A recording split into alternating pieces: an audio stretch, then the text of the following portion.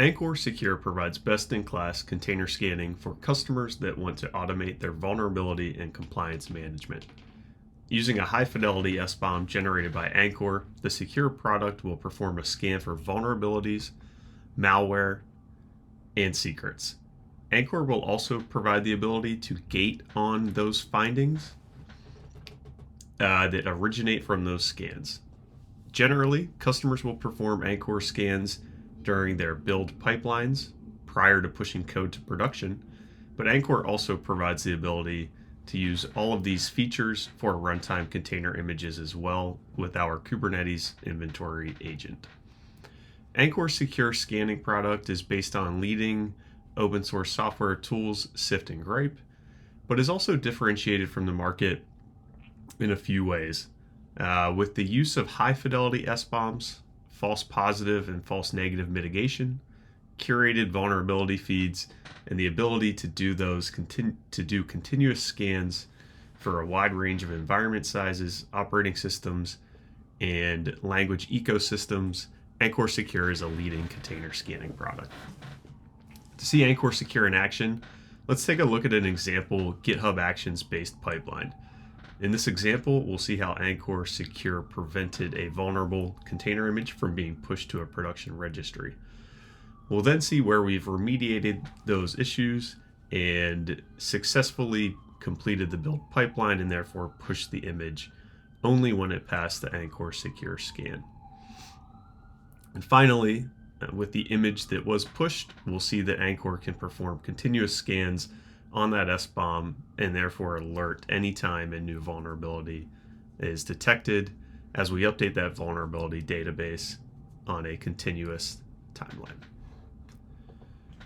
So looking at my example application here, I can see that our first push, our first build pipeline has failed.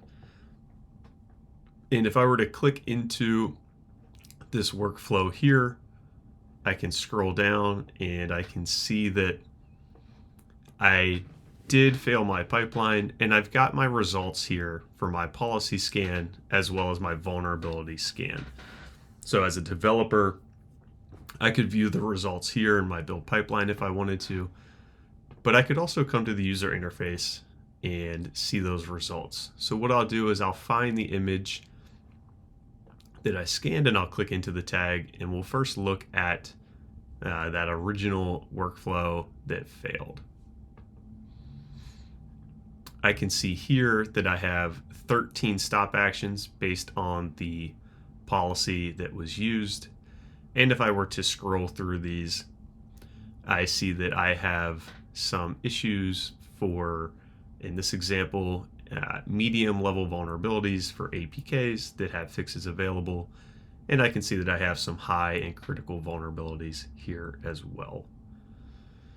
So what I've done in this example as a developer is that I've gone back and I've remediated those issues. And we will take a look at a successful run here. So after that remediation, I can see that my build has succeeded. And within this build pipeline, I've actually pushed that image to my production registry. So we can see that here within Anchore. We see that there are 2 image digests for this particular tag that we're using. If I were to click into this image digest, I can see that we do pass our policy compliance here. I see that we don't actually have any vulnerabilities, and if I wanted to, I could review the SBOM. The SBOM here is a simple Java application running on an Alpine Linux OS. What I can also do is I can see the changelog here, and this will tell me what has changed between different versions of the tag that I'm interested in. And I can see that what I did to remediate the vulnerabilities that we found in the first scan is I've upgraded quite a few packages here on the operating system side. And what I did is I went from a older version of Alpine to a newer version. And we had log4j detected there as well. And so what I did is I upgraded to a newer version that is not vulnerable by the log4j CVE. And so what is also important here is the policy that we use to actually scan for vulnerabilities and configuration issues within my build pipeline. And that policy, each policy within Anchore is made up of rule sets, allow lists, mappings, and you can also allow list or deny list images. And so for this simple example here, I have a rule set for configuration gates and a rule set for vulnerability gates. And here, what I do is I throw a warning for any low or negligible vulnerability, and I throw a stop action for any medium that has a fix available or any high or critical vulnerability that's found. I'll also throw a stop action for any vulnerabilities that have been found that are on the SysAkev list.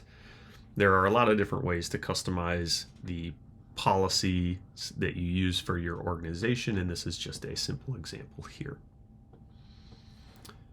And I'll also have the ability to alert and gate on specific configurations within my container image.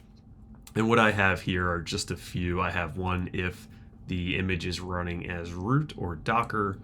I have one if any malware is found, and I have another if port 22 has been exposed. Again, just a small subset of the options that are available here. And with that, we've concluded our Anchore Secure demo.